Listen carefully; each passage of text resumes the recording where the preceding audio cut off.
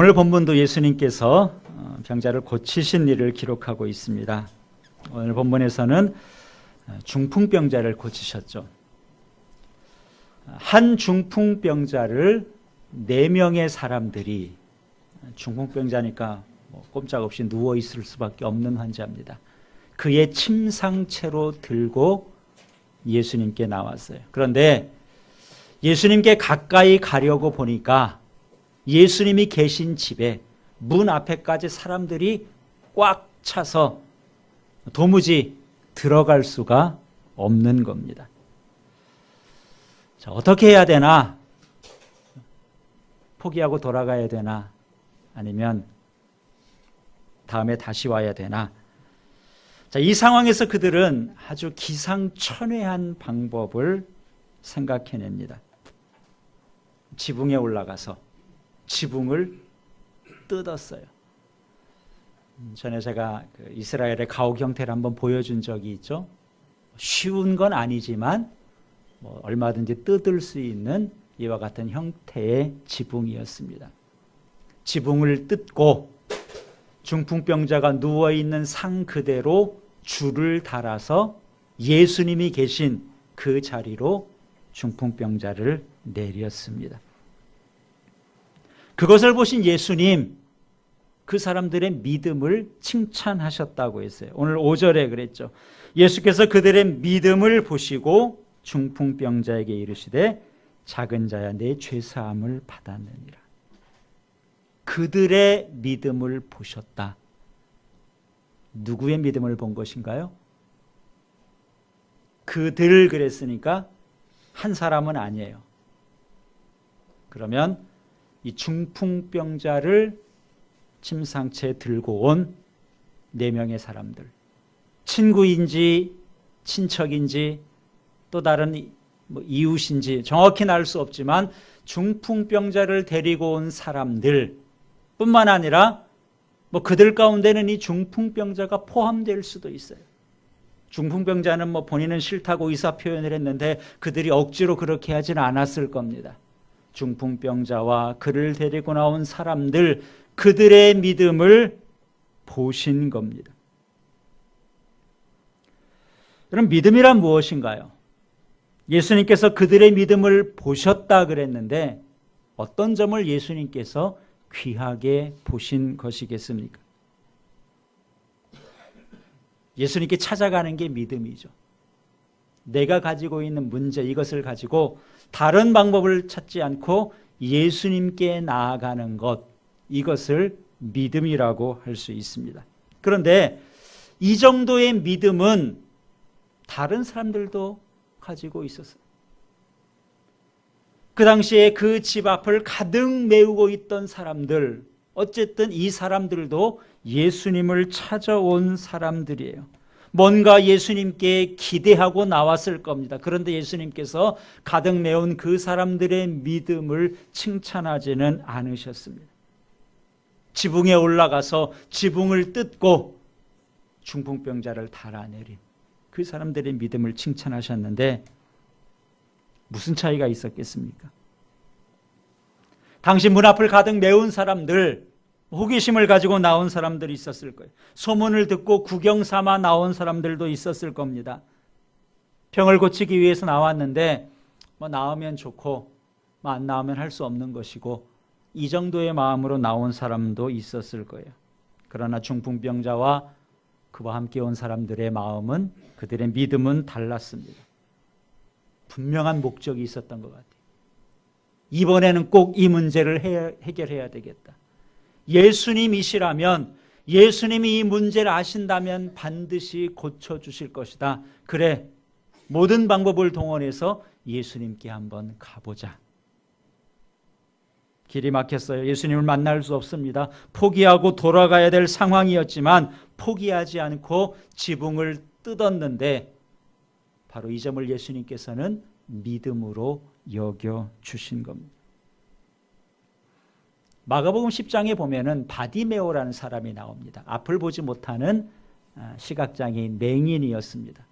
또 그것 때문에 구걸을 하고 살던 거지라고 소개하고 있어요. 자기 눈엔 보이지 않지만 사람들의 웅성거리는 소리 무슨 소리냐고 물었더니 예수님이 오신다 그래요. 예수님을 향해서 소리를 지릅니다. 나사렛 예수여 나를 불쌍히 여기소서. 소리를 치니까 주변에 있던 사람들이 성경에 보면은 꾸짖었다 그랬고 잠잠하라 입 다물고 있으라고 한 거예요. 시끄럽다는 거죠. 너는 좀 가만히 있으라는 거예요. 이 사람이 예수님을 찾는 데 있어서 문제가 있었어요. 주변 사람들이 말리는 겁니다. 소리치지 못하게 하는 거예요. 그럼에도 바디메오는 더 큰 소리로 예수님을 찾습니다. 예수님께서 그 소리를 듣고 가시던 걸음을 멈추셔서 바디메오를 향해서 말씀하시죠. 내가 내게 무엇을 하여 주기를 원하냐. 주님, 보고 싶습니다. 보게 해 주십시오. 예수님께서 바디메오의 눈을 뜨게 하셨습니다. 그러면서 예수님께서 이렇게 말씀하시죠. 내 믿음이 너를 구원했다. 바디메오에게도 믿음이라고 말씀하셨어요. 무엇이겠습니까? 예수님께 나가려고 하는 그 길이 여러 방해가 있었지만 그거에 굴하지 않고 끝까지 예수님이면 할 수 있다는 그 믿음으로 예수님을 찾았다는 거죠. 예수님은 그것을 믿음으로 여기시고 그의 눈을 뜨게 해 주셨습니다. 예수님은 믿음을 보시는 분이세요. 다른 것 보지 않고 믿음을 귀하게 보십니다. 그래서 역대하 16장 9절에 보면은 여호와의 눈은 온 땅을 두루 감찰하사 전심으로 자기를 찾는 자를 향하여 능력을 베푸신다 그랬습니다. 그 당시만이 아니라 지금도 여호와 하나님께서는 온 땅을 두루 감찰하신다. 마치 거울을 보는 것처럼 자세히 보시는데 누구를 찾는가? 전심 온 마음을 다해서 하나님을 찾는 사람, 바디메오처럼 이 중풍병자처럼 이렇게 믿음으로 하나님을 찾는 자를 향해서 능력을 베푸신다는 겁니다. 여러분의 간절한 소원은 무엇인가요? 지금 여러분이 직면한 문제는 무엇입니까? 여러분 그 문제를 가지고 믿음으로 주님께 나아가고 있습니까? 방해가 있을 수 있어요. 아니 믿음으로 뭘 해보려고 하면은 방해가 있는 것이 정상이라고 말할 수 있습니다. 그렇지만 방해가 있다고 가까이 가지 못하는 것은 믿음이 아니에요. 방해 때문에 주저하고 있다면 그것은 믿음이라고 할 수 없습니다. 방해가 있다는 것은 도리어 나의 믿음을 증명해 보일 수 있는 기회다. 그렇잖아요. 방해가 있어야지 누가 믿음이 있는지를 우리가 밝히 드러나게 됩니다. 여러분이 예수님께 나아가는데 방해가 있다면 그것이 무엇이겠습니까? 우리의 믿음 없음. 그렇죠. 제일 큰 믿음이 우리의 믿음 없다는 방해는 우리의 믿음이 없다는 것 아니겠어요? 스스로 포기하는 것, 이것이 방해가 될 수 있습니다. 복잡하고 분주한 세상 일, 거기에 가로막혀서 예수님께 나아가는 길이 막혀 있을 수 있어요. 여전히 세상 욕심 때문에 주님께 나아가는 길이 우리에게 많은 방해를 주고 있을지도 모릅니다. 때로는 내 주변에 있는 사람들이 하나님께 나아가는 길에 방해가 될 수도 있어요. 사실 우리 주변에 있는 사람들이 우리 믿음에 도움이 될 수도 있고요. 때로는 방해가 될 수도 있습니다. 이 중풍병자만 해도 그렇지 않습니까? 그를 도와준 사람, 정말 큰 도움이 된 주변에 친구들이 있었어요. 반면에 예수님께 그 당시 진문 앞을 가득 메우고 있던 사람들, 어쨌든 그들은 이 사람이 예수님께 가까이 가는 데 있어서 방해가 되고 있던 사람들입니다. 여러분이 여러분을 가로막고 있는 이 문제들을 어떻게 뛰어넘고 계십니까?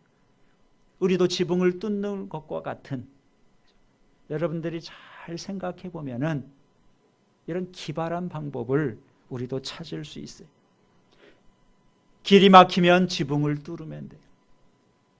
2차원에서 안 되면 3차원으로 생각하면 됩니다. 3차원의 방법으로도 안 되면 영적인 방법을 우리가 찾을 수 있는 거죠. 우리 지난번에 봤던 야고보서에 뭐라고 말씀합니까? 너희 중에 누구든지 지혜가 부족하거든 모든 사람에게 후히 주시고 꾸짖지 아니하시는 하나님께 구하라. 그리하면 주신다. 뭔가 내가 주님께 가야, 주님께서 이 문제를 해결해 주실 수 있는데 막혀 있다면, 이 중풍병자처럼 좀 특별한 지붕을 뜯는 것과 같은 무슨 방법이 없을까? 하나님께 지혜를 구한다. 하나님께서 주신다는 거예요. 마가복음 5장에 보면은 12해를 혈루증으로 앓았던 한 여인이 나옵니다. 이 사람은 그 병 때문에, 이 여인은 의사란 다 찾아다녀 보고 가지고 있는 재산을 다 탕진했지만 도무지 병이 나아지지 않고 더 심해졌다고 했어요. 예수님의 소문을 듣고 예수님이라면 고칠 수 있다 생각하고 예수님께 나가려고 했습니다. 그런데 이 여인 역시 예수님께 나아가는데 문제가 있었어요. 그것은 뭐냐면 자기의 병입니다. 이 혈루증은 피가 밖으로 유출되는 병이어서 사람들이 부정한 사람으로 취급하고 있었어요. 그러니까 이 사람과 접촉하는 것을 사람들이 꺼려합니다. 그러니까 공개적으로 예수님께 나아가서 이 문제를 해결해 달라고 요청할 수 없는 상황이에요. 어떻게 하면 내가 예수님께 나아가고 이 문제를 해결받을 수 있을까? 좋은 생각을 하게 됐습니다. 예수님의 능력이라면 내가 예수님의 옷자락에 손만 대어도 나을 수 있을 거다. 그 믿음이 생긴 거예요. 그래서 많은 사람들의 무리에 끼어서 예수님의 옷자락에 손을 댔습니다. 그 믿음대로 그 여인이 낫게 됐어요. 예수님께서 그 사실을 눈치채셨습니다. 여인에게 이렇게 말하죠. 내 믿음이 너를 구원하였다. 예수님의 옷자락에 신비한 능력이 있어서 그렇게 된 것이 아니라 이 여인의 믿음, 예수님의 옷자락이라도 손을 대면 나을 수 있다는 믿음이 이 여인을 구원했다라고 예수님께서 선언하셨습니다. 그렇습니다. 길이 막혔다는 것은 길이 없다는 게 아니죠. 길이 막혀 있다는 것은 믿음의 길을 찾아보라는 뜻입니다. 예수님께서는 믿음을 보십니다. 믿음이 있는 자에게 능력을 베풀어 주십니다. 우리의 모든 문제를 가지고 믿음의 방법으로 주님을 찾고 하나님의 능력으로 해결받는 그런 믿음의 성도들이 다 되시기를 주님의 이름으로 축원합니다. 자, 그들의 믿음을 보신 예수님 이렇게 말씀하세요. 내 죄 사함을 받았느니라. 그래. 그냥 병을 고쳐주시면 될 텐데 내 죄 사함을 받았다. 예수님이 이렇게 말씀하시는 것 때문에 문제가 생겼어요. 6절을 다시 보시기 바랍니다. 본문 6절과 7절 말씀을 우리 함께 읽어보겠습니다. 어떤 서기관들이 거기에 앉아서 마음에 생각하기를 이 사람이 어찌 이렇게 말하는가 신성모독이로다. 오직 하나님 한 분 외에는 누가 능히 죄를 사하겠느냐. 예수님이 내 죄가 사함받았다 그러니까 그 자리에 서기관들이 앉아 있었는데 죄를 사함받았다? 죄 사함을 말할 수 있는 분은 오직 하나님밖에 안 계신데 예수님이 하나님처럼 보이진 않거든요. 자기와 똑같은 사람으로 보여요. 그러면 신성모독 아니냐, 하나님을 사칭한 것 아니냐, 이렇게 의문을 제시하게 된 겁니다. 자, 예수님 그걸 모르시지 않았겠죠. 그럼에도 불구하고 예수님은 죄사함을 먼저 선언하세요. 왜 예수님 그러셨겠습니까? 예수님이 보시기에 이 사람의 중풍병도 문제지만 우리 인간이 가지고 있는 죄의 문제가 훨씬 더 중한 문제이기 때문에 그렇습니다. 예수님이 이 땅에 오신 이유, 죄의 문제를 해결하기 위해서 오신 거예요. 예수님이 이 땅에 오셔서 수많은 병자들을 다 고쳐주셨지만 병을 고치기 위해서 오신 것은 아닙니다. 육신의 질병보다 더 큰 문제, 그 문제를 해결하기 위해서 예수님이 오셨어요. 죄의 문제를 해결하지 않고는 고통의 문제, 질병의 문제, 모든 인류가 처한 죽음의 문제를 해결할 방법이 없기 때문에 그렇습니다. 근데 이 죄를 사하는 것 하나님의 영역이에요. 이 서기관들의 생각이 틀린 게 아닙니다. 만약 예수님이 하나님이 아니라면 예수님은 신성모독을 한 것이 맞아요. 예수님이 서기관들이 마음속으로 생각했는데 그 마음까지도 다 꿰뚫어 보시고 그들의 생각을 아셨다 그랬습니다. 자, 그럼 이제는 예수님께서 그 서기관들의 질문에, 그들의 의문에 답을 하셔야 돼요. 예수님이 정말 사람이라면 사과해야죠. 내가 신성모독했다. 예수님이 정말 하나님이라면 하나님 되심을 이들에게 보여주셔야 되는 겁니다. 예수님께서는 둘 중에 하나님 되심을 오늘 본문을 통해서 보여주고 계세요. 두 가지 방법으로 예수님이 하나님이심을 보여주는데, 첫째는 예수님은 자신을 인자라고 칭하십니다. 10절 말씀 보시기 바랍니다. 10절도 같이 읽습니다. 그러나 인자가 땅에서 죄를 사하는 권세가 있는 줄 너희로 알게 하려 하노라. 자, 자신을 일컬어서 인자다 그랬어요. 오늘 본문만이 아니라 우리가 복음서를 보면 예수님께서 종종 자신을 일컬어서 인자라고 표현합니다. 우리가 이 한글 성경을 보면은 인자 그러면 우리는 먼저 생각할 때 한자로 어질 인자를 생각하기 쉬워요. 자신이 그냥 인자한 분으로 이렇게 표현하신 게 아닌가 생각하기 쉬운데, 사실 한자로 된 성경을 보면은 사람 인자고 아들 자자입니다. 그러니까 여기서 인자라는 말은 사람의 아들 이런 뜻이에요. 지금 예수님은 사람의 아들이 아니라, 사람의 아들이면 사람이죠. 그렇잖아요. 사람의 아들이 하나님이 될 수는 없습니다. 하나님의 아들은 하나님이에요. 그럼 예수님은 지금 자신이 하나님의 아들임을 증명해야 될 시간에 굳이 인자라는 표현, 스스로를 사람의 아들 이렇게 말씀하신 겁니다. 그렇게 말씀하신 이유가 있어요. 유대인들에게 있어서 사람의 아들이라는 표현은 아주 특별한 의미를 가지고 있습니다. 성경 통독하시는 분 지난 주간에 다니엘서 보셨을 텐데요. 구약 다니엘서 7장에 보면은 이 인자, 사람의 아들이라는 예언의 말씀이 나오는데 7장 13절에 이렇게 되어 있습니다. 내가 또 밤 환상 중에 보니 인자 같은 이가 하늘 구름을 타고 와서 옛적부터 항상 계신 이에게 나아가 그 앞으로 인도되매 그에게 권세와 영광과 나라를 주고 모든 백성과 나라들과 다른 언어를 말하는 모든 자들이 그를 섬기게 하였으니 그의 권세는 소멸되지 아니하는 영원한 권세요. 다니엘 선지자에게 환상을 보여주셨는데 그 환상 가운데 보니까 사람의 아들, 인자 같은 이 그랬어요. 사람의 아들 같다 그랬으니까 사람처럼 보이긴 했지만 사람은 아니라는 거겠죠.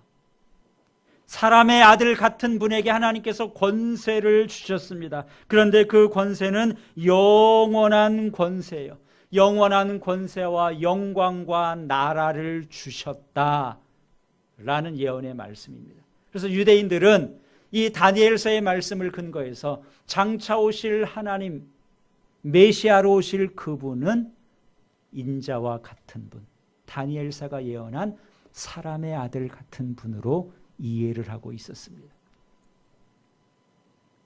바로 다니엘서 예언한 그분이 예수님 자신이라는 거예요. 예수님을 사람으로 신성모독이라고 오해하는 그 순간이 아니다. 나는 다니엘 선지자가 예언한 인자 같으니 사람의 아들이다. 바로 메시아고 하나님이심을 증거하신 겁니다. 당시 서기관들은 예수님을 자기들과 똑같은 인간으로 봤습니다. 그 예수님이 죄를 사하니까 신성모독이라고 하나님의 권한을 월권했다고 마음속에 생각했어요. 근데 예수님께서는 그들을 향해서 인자가, 다니엘이 예언한 그 인자가 죄를 사하는 권세까지도 하나님께로부터 받았다. 그분이 하나님이시다. 그 사실을 증명하고 본인이 그 인자 되심을, 하나님의 아들이심을 그들에게 나타내 보이신 겁니다. 그들 눈에는 비록 사람처럼 보이지만 예수님은 우리와 똑같은 인간이시면서 우리 또 온전한 하나님이시죠. 그것이 기독교의 정통 교리입니다. 사람들 눈에는 자기들과 똑같은 사람처럼 보였지만 예수님께서는 한편으로는 하나님의 아들이심을 인자라는 말을 통해서 말씀하신 겁니다. 두 번째 예수님께 자신을 증명하신 방법은 서기관들이 한 가지 질문을 통해서 이렇게 말씀하셨습니다. 오늘 9절에 이런 질문을 하시죠. 중풍병자에게 내 죄사함을 받았느니라 하는 말과 일어나 내 상을 가지고 걸어가라 하는 말 중에 어느 것이 쉽겠느냐. 예수님이 죄사함 받았다 그랬어요. 그랬더니 질문을 하시는 겁니다. 죄사함 받았다 이렇게 말하는 게 쉽겠냐, 아니면 중풍병자를 고치는 게 쉽겠냐. 둘 중에 뭐가 쉬울까요? 네, 우리한테는 다 어려워요. 그렇죠? 우리가 뭐 누구의 죄를 사할 수 있겠습니까? 뭐 병을 뭐 우리 힘으로 고칠 수 있겠습니까? 우리한테는 다 어려운 거예요. 그러나 하나님에게는 둘 다 가능한 일이겠죠.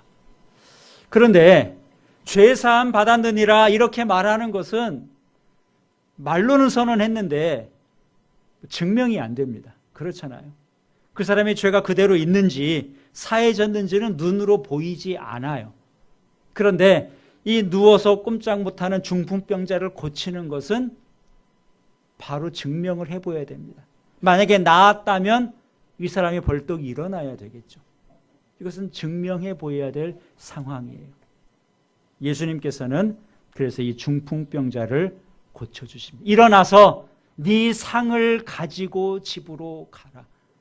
고쳐주셨는데 뭐 꼼짝 못하던 사람이 뭐 조금 움직일 수 있게 됐다. 가서 재활치료 열심히 받으면 뭐 괜찮아질 거다. 그 정도가 아니에요. 벌떡 일어나서 네가 누워있던 그 상, 무게가 웬만큼 나가겠죠. 네가 들고 가라는 거예요. 올 때는 사람들의 의지에서 왔지만 다 나았으니까 상을 들고 가라. 그랬더니 모든 사람들이 보는 앞에서 이 사람의 상을 들고 걸어 나갔습니다. 예수님 기적을 행하신 거죠. 왜 기적을 행하신 거예요? 너희들이 의심하는데 나는 죄를 사할 수 있는 권세를 가진 하나님이야. 신적인 능력을 가지고 계심을 병고침을 통해서 증명해 보이신 겁니다. 그래서 그 결과 그 자리에 있던 모든 사람들이 하나님께 영광을 돌리게 됐다. 오늘 본문 말씀은 그렇게 우리에게 보여주고 있습니다. 그래요. 최고의 권세는 죄를 사하는 권세입니다. 귀신을 쫓아내는 것도 권세고 병을 고치는 것도 권세예요. 그러나 최고의 권세는 죄를 사하는 권세입니다. 왜 그래요? 죄의 문제가 그만큼 우리에게 심각한 것이고 죄 때문에 질병이 오고 죄 때문에 우리 인생에 고통이 찾아오고 죽음이 찾아왔기 때문에 그런 것이죠. 오늘 우리도 하나님께 많은 은혜를 입은 자예요. 여러분 그렇지 않습니까? 여러분 지금까지 신앙생활을 하면서 하나님의 많은 은혜와 도움을 경험하셨을 겁니다. 우리 가운데는 예수님께서 병을 고쳐주신 분도 계시고요. 뭐 어떤 사람은 뭐 아주 건강을 타고난 분도 계시죠. 예수님의 은혜로 자녀들이 잘 되기도 하고요. 물질의 복을 받기도 하고요. 삶의 형통함을 누리기도 하고 지금까지 신앙생활하면서 많은 복을 받았을 텐데 그 중에서 내가 받은 최고의 복이 무엇이냐? 뭐를 꼽을 수 있겠습니까? 최고의 복이라면 그렇죠. 예수님을 통해서 우리의 죄가 용서함 받았다. 죄 때문에 죽을 수밖에 없고 죄 때문에 지옥에 갈 수밖에 없는 우리를 죄를 용서하시고 우리를 구원해 주신 것, 이것을 우리가 최고의 복으로 꼽아야 될 겁니다. 그래서 마가복음의 요절이라고 할 수 있는 마가복음 10장 45절에 예수님 이렇게 말씀하시죠. 인자가 온 것은, 거기에서도 인자라는 표현을 써요. 사람의 아들, 바로 그분 메시아. 인자가 온 것은 섬김을 받으려 함이 아니라 도리어 섬기려 하고 자기 목숨을 많은 사람의 대속물로 주려 합니다. 예수님이 오신 목적을 분명히 밝혔는데 왜 오셨다고요? 섬기러 오셨다. 그 섬김이 어떤 섬김이에요? 자기 목숨을 대속물로 주신다. 여러분, 대속물의 뜻이 무엇인가요? 대속물이라는 말은 몸값이라는 말이에요. 죄값이라는 말이에요. 자기의 생명을 우리의 죄값으로 주기 위해서, 우리의 죄값을 예수님이 생명으로 치르기 위해서 예수님이 이 땅에 오셨다. 우리를 섬기셨지만 최고의 섬김은 생명을 주신 섬김이라는 거예요. 예수님이 죄를 사하는 권세를 가지고 우리의 죄를 사해 주셨는데 입술로만 사하신 것이 아니에요. 간단하게 한마디에서 사하신 것이 아니라 우리의 죄를 사하기 위해서 자신의 생명을 대속물로, 죄값으로 치르셨습니다. 죄사함의 권세가 있으시지만 죄값을 친히 치르시고 우리의 죄를 용서해 주시고 구원해 주셨습니다. 우리가 그 은혜를 입은 자들이에요. 잘 아는 이사야 선지자의 예언이 그대로 이루어진 것이죠. 이사야 선지자가 53장에서 뭐라고 예언합니까? 그가 찔림은 우리의 허물 때문이요, 그가 상함은 우리의 죄악 때문이다. 그가 징계를 받음으로 우리가 평화를 누리고 그가 채찍에 맞음으로 우리가 나음을 입었도다. 우리는 다 양 같아서 그릇 행하여 각기 제 길로 갔거늘 여호와께서는 우리 무리의 죄악을 누구에게? 그에게 담당시키셨도다. 우리의 죄를 예수님에게 담당시키셔서 우리의 죄를 사해 주셨습니다. 중풍병자의 죄만 사하신 것이 아니에요. 예수님이 그런 일을 하기 위해서 오셨다는 것을 보여주신 것이고 오늘 우리의 모든 죄, 인류의 죄를 예수님께서 사해 주셨습니다. 그래서 오늘 우리에게도 죄사함의 권세, 죄를 사해 주시는 분은 오직 예수님 뿐이시고요. 오늘 우리의 삶의 모든 문제를 해결해 주시고 은혜를 베푸시는 분도 오직 예수님 뿐이십니다.